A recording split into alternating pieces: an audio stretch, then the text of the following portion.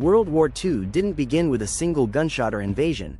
It was born from silence, bitterness, and the shattered promises after World War I. Between 1918 and 1939, the world didn't find peace.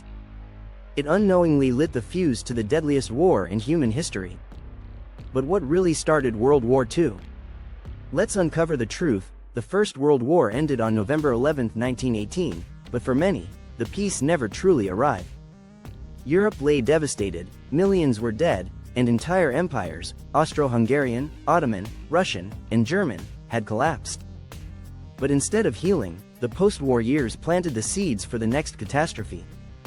In Paris, world leaders gathered to build peace. Instead, they wrote a recipe for resentment. Signed in 1919, the Treaty of Versailles imposed crushing penalties on Germany.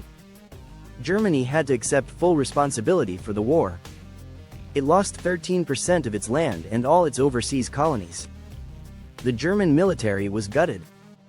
And worst of all, Germany was forced to pay reparations worth over 130 billion gold marks. This wasn't peace, it was punishment.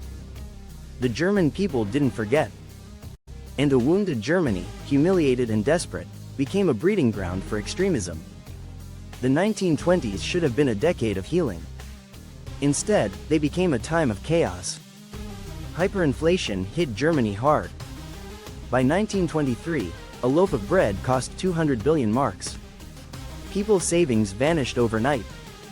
Hunger and joblessness spread. Then came the Great Depression in 1929. America's stock market crashed, and the economic shockwave rippled across the globe. Banks failed, trade collapsed, and millions were thrown into poverty. In times of crisis, people don't always look to reason, they look to strongmen. Enter Adolf Hitler, a decorated WWII veteran with a dangerous vision. In 1933, amidst Germany's despair, Hitler became chancellor. By 1934, he had seized total control.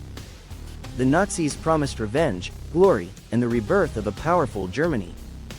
Their ideology blamed the Jews, the Communists, and the Treaty of Versailles for Germany's suffering. Hitler didn't hide his plans. In Mein Kampf, he clearly outlined his goals: to destroy the Treaty of Versailles, expand eastward, and establish a vast German empire, Lebensraum. And the world? It looked the other way. As Hitler violated treaty after treaty, Europe's leaders hoped for peace through appeasement. In 1936, Hitler remilitarized the Rhineland. No one stopped him. In 1938, he annexed Austria, again, no resistance. Later that year, Britain and France handed him Sudetenland, part of Czechoslovakia, hoping to avoid war. British Prime Minister Neville Chamberlain famously returned home declaring, "Peace for our time," but Hitler wasn't finished. He never was. Meanwhile, fascism spread like wildfire. Italy invaded Ethiopia in 1935. Japan launched a brutal assault on China in 1937, beginning the Second Sino-Japanese War, a conflict that would eventually merge into World War II. Spain, too, became a bloody testing ground. From 1936 to 1939, Franco's fascist forces fought a civil war, with Hitler and Mussolini supplying weapons and troops. It was a dress rehearsal for World War II. And the democracies? They stayed silent. On August 23, 1939, the world was shocked. Nazi Germany and Soviet Russia, sworn ideological enemies, signed a non-aggression pact. But there was a hidden clause: they secretly agreed to divide Poland between them. With this unholy alliance secured, Hitler no longer feared a two-front war. At dawn on September 1, 1939, Hitler invaded Poland. Tanks rolled in, planes roared overhead, and civilians fled in terror.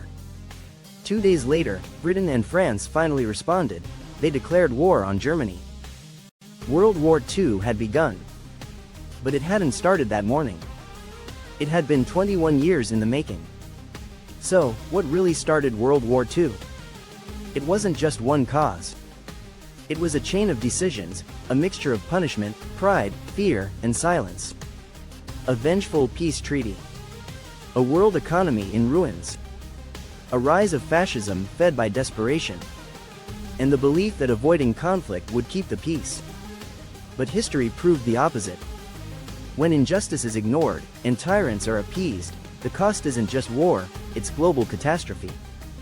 To understand why World War II started, we must first understand what the world refused to see. From 1918 to 1939, the writing was on the wall, written in ink, tears, and the silence of those who could have stopped it. Checkmark if you found this video insightful. Don't forget to like, subscribe, and hit the bell icon. Brain history matters, because the past has a habit of repeating itself.